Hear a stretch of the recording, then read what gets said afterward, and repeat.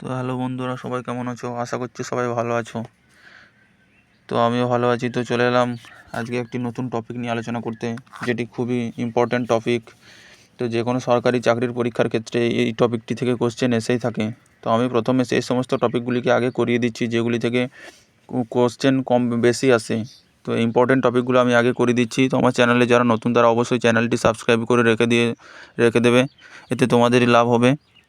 তো ইম্পর্টেন্ট টপিকগুলো আমি আগে শেষ করে দিচ্ছি। তার মধ্যে মৌলিক কর্তব্য বা ফান্ডামেন্টাল ডিউটিস হচ্ছে একটি। তো আজকে করব মৌলিক কর্তব্য। আমাদের সংবিধানে যে মৌলিক কর্তব্য আছে সেই চ্যাপ্টারটি থেকে যত রকম কোশ্চেন হয়ে থাকে সব কোশ্চেনগুলি এই একটি ভিডিওর মাধ্যমে আমরা শেষ করে দেবো। তো চলো প্রথম থেকে শেষ পর্যন্ত ভিডিওটি দেখতে থাকো। তো শুরু করছি তাহলে। প্রথম কোশ্চেন কি বলছে? প্রথম কোশ্চেন বলছে মৌলিক কর্তব্য সংবিধানের কোন অনুচ্ছেদে আছে? তো মৌলিক কর্তব্য সংবিধানের কোন অনুচ্ছেদে আছে? তো এটি হয়ে যাবে অপশান এ 51A। 51 এতে আছে, অর্থাৎ আর্টিকেল 51 এতে আছে মৌলিক কর্তব্য। তো নেক্সট কোশ্চেন কি বলছে?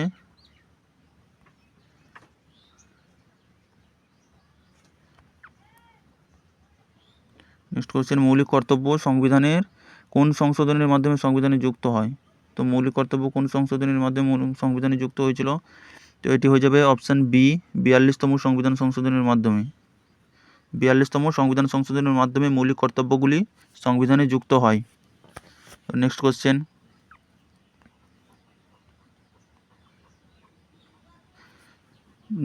বলছে মৌলিক কর্তব্য কোন বছরের সংবিধানে সংযোজিত হয়? তো মৌলিক কর্তব্যগুলি কোন বছরে সংবিধানে সংযোজিত হয়েছিল? মৌলিক কর্তব্যগুলি তো 1976 সালে, অর্থাৎ অপশান ডি হয়ে যাচ্ছে সঠিক আনসার। মৌলিক কর্তব্যগুলি 1976 সালে সংবিধানে সংযোজিত হয়। কততম সংবিধান সংশোধনী? 42তম সংবিধান সংশোধনের মাধ্যমে 1976 সাল। নেক্সট কোশ্চেন মৌলিক কর্তব্যের ধারণা নেওয়া হয়েছে কোন দেশ থেকে? মৌলিক কর্তব্যের ধারণা নেওয়া হয়েছে কোন দেশ থেকে? তো এই মৌলিক কর্তব্যের ধারণা নেওয়া হয়েছে রাশিয়ার সংবিধান থেকে, অর্থাৎ অপশান এ হয়ে যাচ্ছে সঠিক আনসার। রাশিয়ার সংবিধান থেকে, অর্থাৎ option A right answer. Next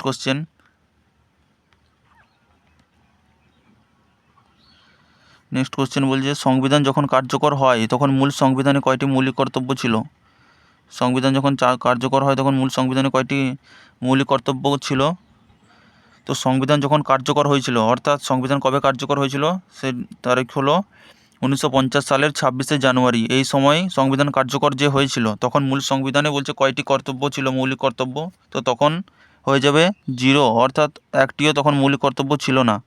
ঠিক আছে, একটিও মৌলিক কর্তব্য ছিল না। 1950 সালের 26শে জানুয়ারি সংবিধান কার্যকর হয়েছিল, সেই সময় একটিও মৌলিক কর্তব্য ছিল না। মৌলিক কর্তব্য যুক্ত করা হয় তোমার সংবিধানে 1976 সালে। 1976 সালে 42তম সংবিধান সংশোধনের মাধ্যমে মৌলিক কর্তব্যগুলি সংবিধানে যুক্ত করা হয়। অর্থাৎ এই কোশ্চেনের আনসার হয়ে যাচ্ছে অপশান সি। মৌলিক কর্তব্য তখন 0টি ছিল। চলো নেক্সট কোশ্চেন বলছে 42তম সংবিধান সংশোধনের মাধ্যমে সংবিধানের কয়টি মৌলিক কর্তব্য যুক্ত করা হয়? তো একটু আগেই বললাম যে 42তম সংবিধান সংশোধনের মাধ্যমে কয়টি মৌলিক কর্তব্য যুক্ত করা হয়? তো এটি হয়ে যাবে অপশান এ 10টি, অর্থাৎ 10টি মৌলিক কর্তব্য যুক্ত করা হয়। চলো নেক্সট কোশ্চেন কি বলছে?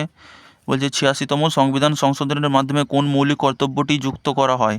তো আমরা দেখলাম 1976 সালে 10টি মৌলিক কর্তব্য যুক্ত করা হচ্ছে 42তম সংবিধান সংশোধনের মাধ্যমে।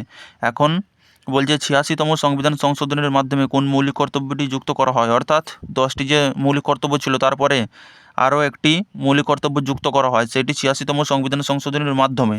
তো এটি কোনটি? তো এটি এক্ষেত্রে হয়ে যাবে অপশান সি শিক্ষা প্রদান হয়ে যাচ্ছে সঠিক আনসার, অপশান সি। চলো নেক্সট কোশ্চেন কি বলছে? মৌলিক কর্তব্যগুলি সংবিধানের কোন অংশে উল্লেখ আছে? মৌলিক কর্তব্যগুলি সংবিধানের কোন অংশে উল্লেখ আছে? তো মৌলিক কর্তব্যগুলি সংবিধানের পার্ট 4 এতে আছে, অর্থাৎ অপশান এ হয়ে যাচ্ছে সঠিক আনসার, পার্ট 4 এই প্রশ্নের answer option A. Next next question, কোন সংশোধনীর মাধ্যমে 11তম মৌলিক কর্তব্যটি যুক্ত করা হয়? কোন সংশোধনীর মাধ্যমে 11তম মৌলিক কর্তব্যটি যুক্ত করা হয়? তো 11তম মৌলিক কর্তব্যটি যেটি শিক্ষা প্রদান, সেটি যুক্ত করা হয়েছিল কততম সংবিধান সংশোধনের মাধ্যমে? তো এটি হয়ে যাবে 86, অপশান সি। অপশান সি হয়ে যাচ্ছে সঠিক আনসার, 86তম সংবিধান সংশোধনের মাধ্যমে। চলো নেক্সট কোশ্চেন বলছে, নিম্নের কোনটি মৌলিক কর্তব্য নয়? তো নিম্নের কোনটি মৌলিক কর্তব্য নয়? তো নিম্নের যেটি মৌলিক কর্তব্য নয় সেটি বলো। তো সেটি হয়ে যাচ্ছে অপশান সি, সেনাবাহিনীতে যোগদান। এটি হচ্ছে একটি মৌলিক কর্তব্য নয়। বাকি যে তিনটি আছে, তিনটি মৌলিক কর্তব্য। সেনাবাহিনীতে যোগদান অপশান সি, এটি মৌলিক কর্তব্য নয়। চলো নেক্সট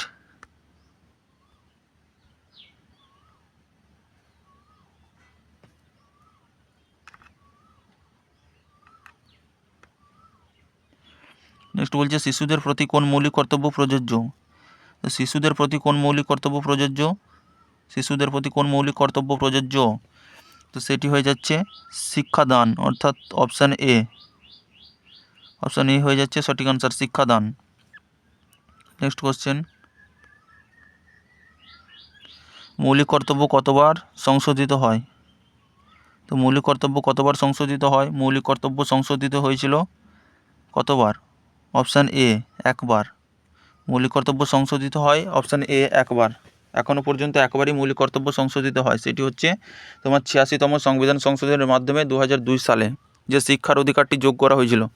অর্থাৎ বর্তমানে মৌলিক কর্তব্য হচ্ছে 11টি,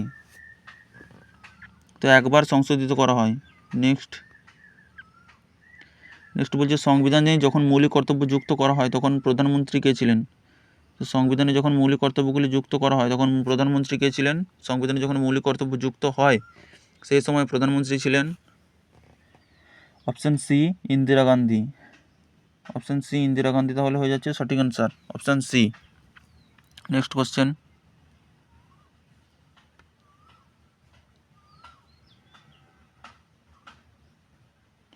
মৌলিক কর্তব্যগুলি কোন কমিটির সুপারিশে সংবিধানে যুক্ত হয়? মৌলিক কর্তব্যগুলি কোন কমিটির সুপারিশে সংবিধানে যুক্ত হয়?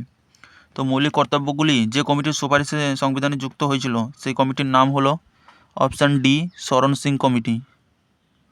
শরণ সিং কমিটি, অপশান ডি। চলো নেক্সট কোশ্চেন হচ্ছে, কোনটি একটি মৌলিক কর্তব্য নয়? অর্থাৎ নিম্নের কোনটি একটি মৌলিক কর্তব্য নয়? তো এগুলির মধ্যে যেটি মৌলিক কর্তব্য নয় সেটি হলো অপশান সি, ভোট দেওয়া। ভোট দেওয়া মৌলিক কর্তব্য নয়। ভোট দেওয়া হচ্ছে তোমার আইনি অধিকার। চলো নেক্সট কি বলছে মৌলিক কর্তব্যের আইনগত বলবৎ করার ক্ষমতা কি? তো মৌলিক কর্তব্যের আইনগত বলবৎ করার ক্ষমতা আছে নাকি নেই, নাকি আংশিক আছে, নাকি শুধুমাত্র রাষ্ট্রপতির অনুমোদনে হয়? তো এটি জানতে চেয়েছে। তো মৌলিক কর্তব্যের আইনগত বলবৎ করার ক্ষমতা নেই, অর্থাৎ এটি নন জাস্টিসেবল, অর্থাৎ এটি আদালত দ্বারা বলবৎযোগ্য নয়। চলো নেক্সট কোশ্চেন বলছে, 11তম মৌলিক কর্তব্যটি কোন বছর সংবিধানে যুক্ত হয়? তো 11তম মৌলিক কর্তব্য যেটি সেটি হচ্ছে তোমার শিক্ষার অধিকার। 86তম সংবিধান সংশোধনের মাধ্যমে যুক্ত হয় আমরা দেখলাম। তো এটি কত সালে হয়েছিল? তো এটি হয়েছিল 2002 সাল, অপশান ডি। অপশান ডি হয়ে যাচ্ছে সঠিক আনসার, 2002 সাল। নেক্সট কোশ্চেন, তো আজকে এই পর্যন্ত বন্ধুরা। যদি ভিডিওটি ভালো লাগে তাহলে অবশ্যই লাইক, কমেন্ট, শেয়ার করবে এবং চ্যানেলে যদি নতুন হয়ে থাকো তাহলে অবশ্যই চ্যানেলটা সাবস্ক্রাইব করে রাখবে। সমস্ত ইম্পর্টেন্ট টপিকগুলি আমি ধরে তোমাদেরকে এভাবে কমপ্লিট করে দেব। তো অবশ্যই চ্যানেলটা সাবস্ক্রাইব করে রাখো।